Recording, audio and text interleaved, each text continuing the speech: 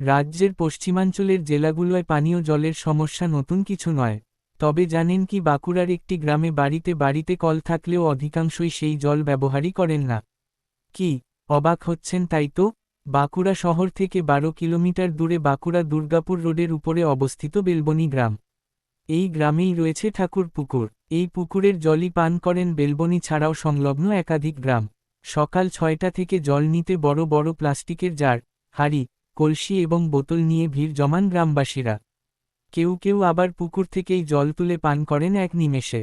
গ্রামবাসীদের একাংশের মতে, ঠাকুর পুকুরের জলে রান্না খুব ভালো হয় এবং দীর্ঘদিন ধরে এই জল পান করেও কেউ অসুস্থ হননি বলে জানিয়েছেন গ্রামবাসীরা।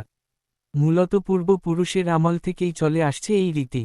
এই পুকুরে কাপড় কাচা, বাসন মাজা কিংবা স্নান করা সম্পূর্ণ নিষিদ্ধ। শুধুমাত্র পানীয় জলের জন্যই ব্যবহার করা হয় এই পুকুর। বেলবনী গ্রামে প্রবেশ করলেই দেখতে পাবেন বাড়িতে বাড়িতে লাগানো রয়েছে জলের কল। তবে গ্রামবাসীদের একাংশের মতে, সেই জল তারা পান না করে অন্যান্য কাজে ব্যবহার করেন। নিজেদের সুবিধা মতো পুকুরের জল এবং কলের জল ব্যবহার করেই কাজ চালাচ্ছেন বেলবনীর মানুষ।